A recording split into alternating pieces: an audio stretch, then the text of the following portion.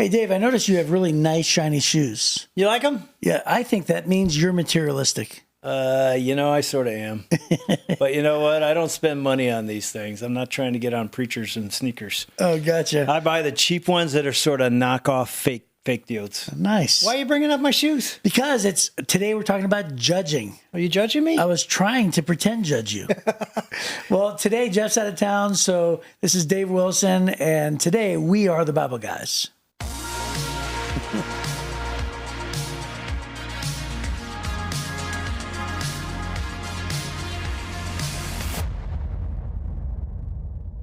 All right, so Dave, we usually start out taking a few minutes doing like a fun segment, and this time I thought, because you're our guest and because a lot of people don't know you, a lot of people do, I thought it'd be fun for you to tell a story, or maybe where it's about judging in a sort of way.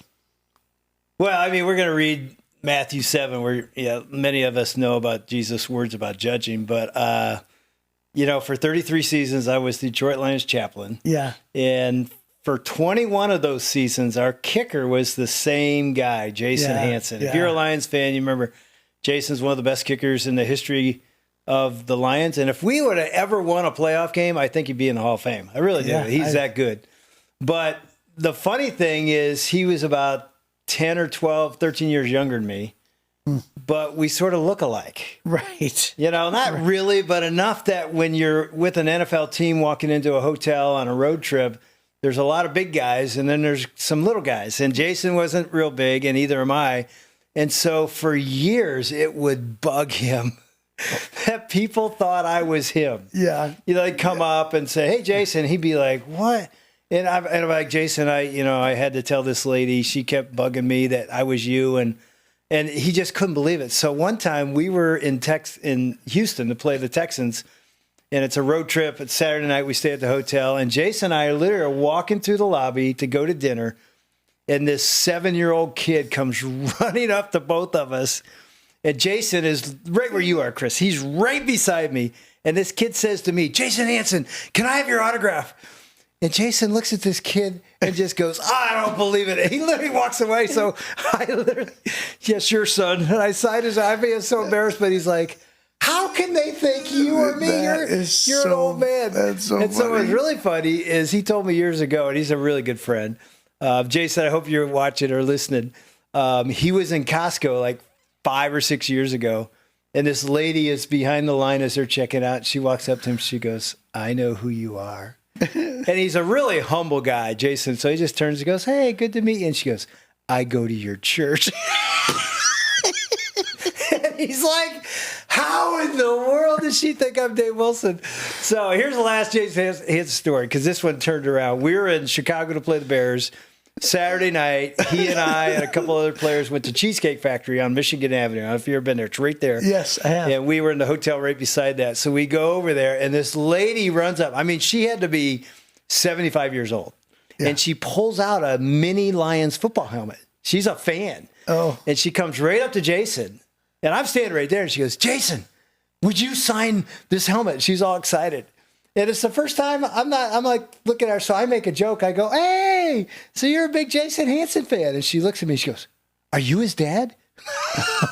And Nice. Jason gave her a high five. He hugged her. He goes, "Finally, somebody recognizes." That's so I guess funny. in some ways, I've been misjudged all these years. Yeah. Bad case of judgment right there. Yeah, right. That's really Ever happened to funny. you? Anything like that? Nah, not really. Hey. One time, yes. Who's the actor? You look like the actor Tony something. Tony Danza? Yeah, Tony Danza. Do I really? Yeah, No, I I can see do you being not. Tony Danza. What were you going to say? Hey, that's him. No, one time I was actually, both of us worked at a church called Kensington. We had like 8 campuses at one time. And I was sort of the, it was always like, the main guys, which were the founders, which was you and 2 other guys. And then there was sort of like remember Dupin used to say he called himself a junior pastor, right? So he was the guy over on the west side at Birmingham. I was the guy on the east side at Clinton Township, and we were sort of the 2 secondary guys, right? I did a wedding up in Mackinac Island, And we did it at the Grand Hotel. I've never been there. It's amazing. That's what I hear. I got to go someday. It's amazing. So literally, we're on the porch, this massive porch, longest covered porch in the world. I've seen pictures. Yeah, it looks gorgeous. And so we did this whole wedding, and then they're like, "Let's get us a picture." And so we're standing up in this picture, and there's probably like 100 of us. And so there's us in the back, and this guy is just going on, and he looks at me and he goes, "Hey, I go to your church." He goes, "I got to tell you something." He goes, "I think you are unbelievably awesome." And I was like really humble, right? And I'm like, "Oh, thank you so much." And he goes, "I'm telling you, I love your preaching. I love this. You are just the best. We think you're the best." And I was like, well, "That is so humbling. Thank you so much." And he goes, "Yeah, you do a great job, Clint." Clint. He thought I was Clint Dupin the whole time. And so I thought that was hilarious. You and Clint don't look anything alike. No, nothing alike. But I guess we're in the category of junior pastor, right? Not anymore. So that was funny. So anyway. We're going to a pretty familiar passage. Yep, Matthew You talk 7. about some words that people take out of context. How many times have you heard people say these words that Jesus spoke? Don't judge me. Yeah. Yeah. And so today you're going to give us the meaning of these words, right, Chris? Yeah, that's me. I'm going to unpack it. Right, Clint? It's found, right, Clint. It's found both in Matthew 7 and then also in Luke 6. And we're going to read those back to back. Here it is, Matthew 7. Jesus is speaking. He said, "Do not judge others, and you will not be judged. For you will be treated as you treat others. The standard you use in judging is the standard by which you will be judged. And why worry about a speck in your friend's eye when you have a log in your own? How can you think of saying to your friend, 'Let me help you get rid of the speck in your eye,' when you can't see past the log in your own eye? Hypocrite!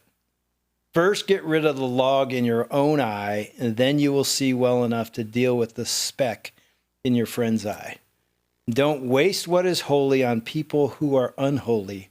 Don't throw your pearls to pigs. They will trample the pearls, then turn and attack you." Boom.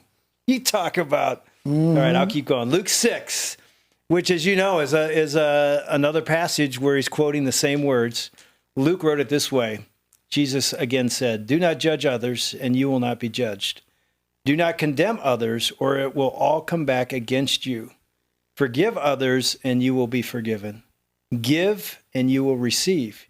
Your gift will return to you in full, pressed down, shaken together, to make room for more, running over and poured into your lap. The amount you give will determine the amount you get back." Then Jesus gave the following illustration. "Can one blind person lead another? Won't they both fall into a ditch? Students are not greater than their teacher, but the student who is fully trained will become like the teacher. And why worry about the speck in your friend's eye when you have a log in your own?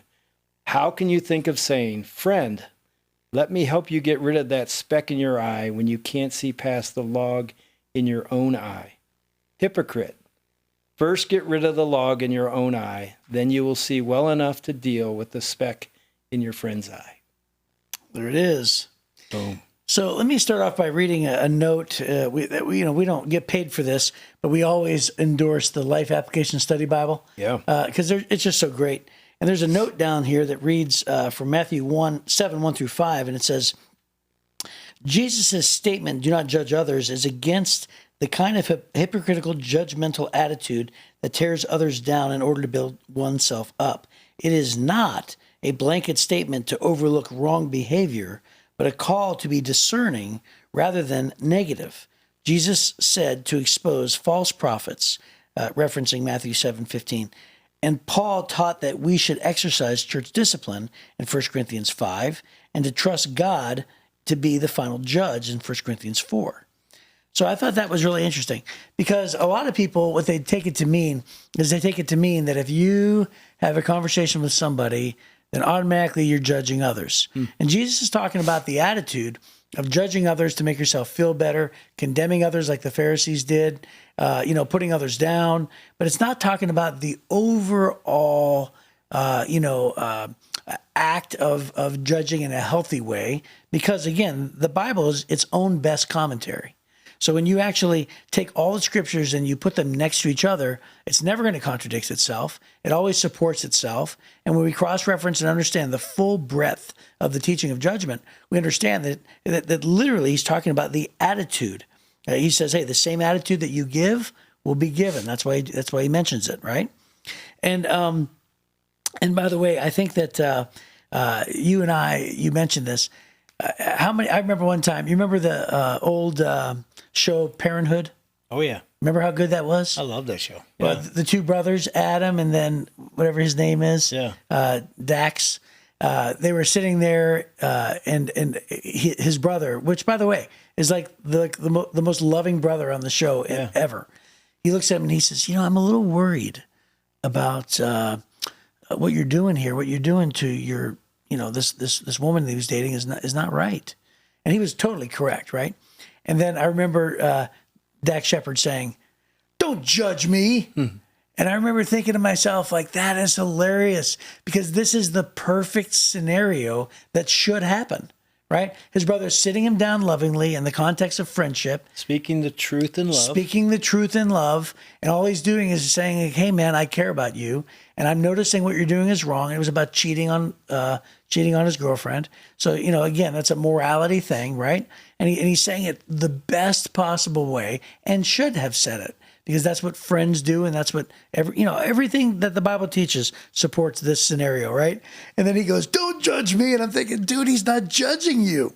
He's not. It's the opposite of judging you. Well, it does seem like when you're in sin or when you're doing something wrong, those are the people that are the first to quote the Bible. They may never know anything in the Bible. Right. They know this verse. You're not supposed to judge me. That's in the Bible. I have no idea where. It's like the husbands that say, I know one Bible verse, wives, submit to your husbands. That's the only one they know. Right. They don't even know they're supposed to lay down their lives for their wives. But, I mean, how do you approach that situation? Like, that's a good example of that in the Parenthood show where you speak the truth. But if somebody feels judged by it, what do? Do you pull back? Do you say, I'm not judging you, I'm just trying to help you? Well, I mean, it's hard to, it's a whole Bible study, isn't there, right? Yeah. So, I mean, it would have been a little, if they were both Christians and they were both, people who knew the Bible, it'd be a lot easier. Yeah. Because then he'd be able to say, hey, wait a minute. Like, that's in the Bible, but you got to understand the context for that, right? Because the context is he's talking about judging in a condemning way. Actually, the Bible actually says that we're supposed to judge one another. In fact, I think right before I'll read it. Podcast started, you looked it up, right? Yeah, in 1 Corinthians 5, the Apostle Paul wrote, for what have I to do with judging those who are on the outside? So these would be people that don't believe in Christ. He's saying, I don't have any right to judge them. But then he goes on and say, do you not judge those who are the inside? But those on the outside, God judges. Therefore, put away from yourselves the evil person. So he is saying you used to call it, you ever use this phrase, I inspect the fruit? I'm not judging, but I'm inspecting the fruit. Fruit inspectors. It's like, if you're a single person and you're dating someone to get married, you should inspect the fruit. You should see what kind of life are they living? How do they treat the waiter? We say those simple things, but do they serve others? You should be inspecting the fruit. That's a wise thing. And the fruit meaning what Jesus referred to as behavior. Behavior. It's what produces. Yeah. Right. It's what's getting produced. Yeah. And so if a fellow man of God, and I have men in my life, you have men in your life, we're in each other's life, speaks truth to me that I don't want to hear and I feel judged, often it's like, you know what, I need to hear that. That's good for him to do that.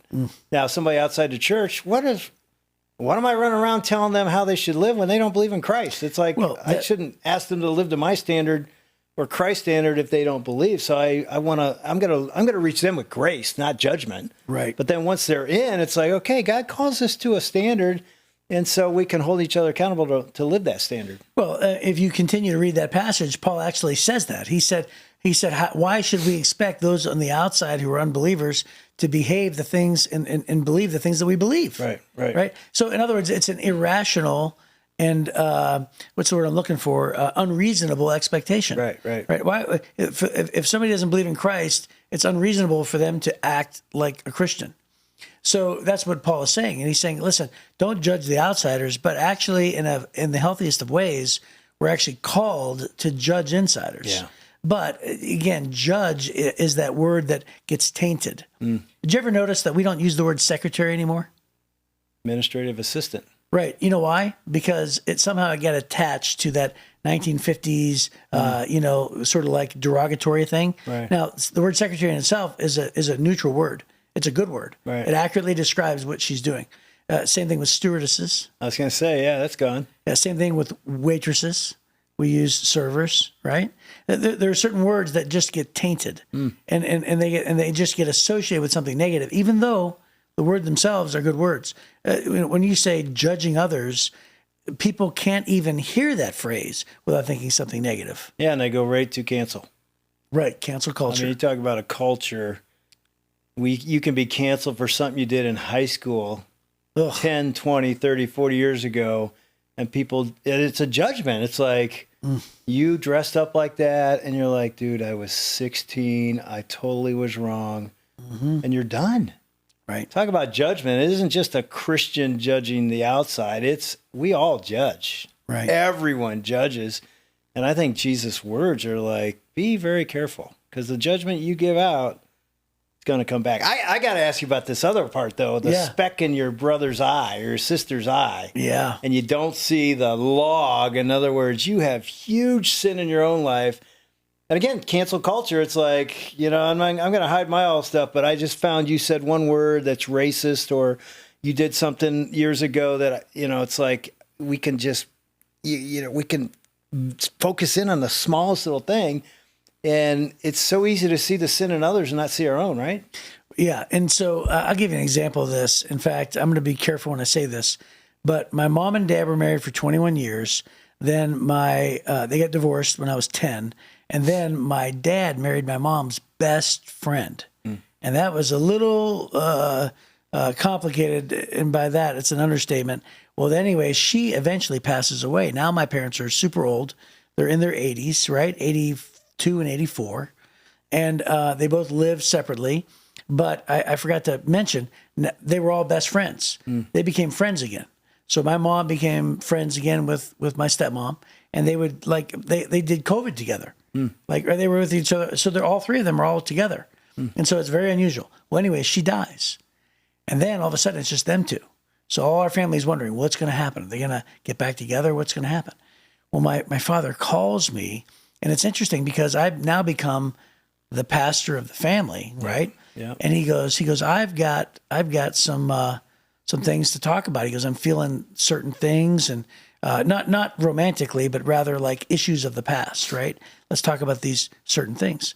And who knows, my mom may be listening right now to the podcast. She listens to these, and that's fine because I've already told her that we've had these conversations. And so here's basically what I did. I just said, yeah, okay. I said, that was back then. I said, let me ask you a question about you. I said, did you ever do everything perfect? And he goes, well, we're not talking about that. I said, well, let me ask you this. Hey, you may be good in this area and she may be bad, but there's areas where she's great and you're really bad. So can we talk about that? And he goes, you're right. He goes, I never was even thinking about it. And that's the point I'm trying to make. And by the way, and then the next day he called me and he said, I got on my knees and I asked God to forgive me for doing that. He goes, what you said is right. And I thought, that's not a common conversation with me and my dad. But, it's interesting because when you're so focused on their wrong, right. What Jesus is saying is when you're pointing at somebody, you got four fingers pointing back at yourself, right? Yeah. But you don't notice that. And you need to take time and say, there are some issues that I also have. And people always want to say, well, I know he was wrong, and I know I was a little bit wrong, but my wrong was just this much, and her wrong was this big, It's like, no. Jesus is like, we all have issues. We're all imperfect, right? So how can you judge her or him or them when you have these gaping issues in your own life? So give them grace. Yeah, I know that when I was reading just now, Chris, don't worry about the speck in your friend's eye. I literally in my mind put in, instead of friend, your spouse. Because, I work in the marriage ministry area now, and it is such a common practice in our marriages. And even as parents, we can see the sin or the speck or the mistake in our spouse, and it's the human condition. It's part of being a sinner is we can see other sins. We have a hard time seeing our own. And when somebody calls it out on us, we say, "You're judging me." And that's where we go when we can't. I remember reading Tim Keller's book, The Meaning of Marriage. Great book, by the way, on marriage. And I remember he said, this happens to every single person who gets married. And I remember reading this to my sons, like, this is going to happen to you because it happened to us. He says, 3 things happen. Number 1, you won't believe how selfish you are. It'll just come out. Marriage has a way of bringing it out, and parenting too. But he says that's number 1. Number 2, you won't believe how selfish your spouse is because marriage brings it out. Then guess what number 3 is? You will conclude that her selfishness is worse than yours. That's great. And we laugh because it's like, that's the speck she's got or he's got. And we see that like this, and we don't see our log. Yeah. We almost act like, I don't have any problems. It's all her, him. And it's like, when you are finally willing to admit, I am the problem in this marriage. Yeah. You have a chance for that marriage. Ann and I speak around the country on marriage, all over the country. And every conference we do, this is what happened. It would happen at church too if I ever preached on it. A spouse will come up and say, my husband, my wife, I can't, they're just, I've been trying to change them. What do I do? You know what we say every time? What? Stop trying to change them. You can't change them. Right. Only God can change them. You change you. And that hopefully will lead to a better marriage. And man, when you see your spouse doing the right thing over and over, even when you don't deserve it, it's sort of motivating. It's convicting. You're like, why is she treating me so well when I don't deserve it? Rather than judging, it can lead to something you've always wanted, and it starts with you. Yeah. So I think a good thing to wrap up with is, didn't you write a song about a log guy? You remember that? I do.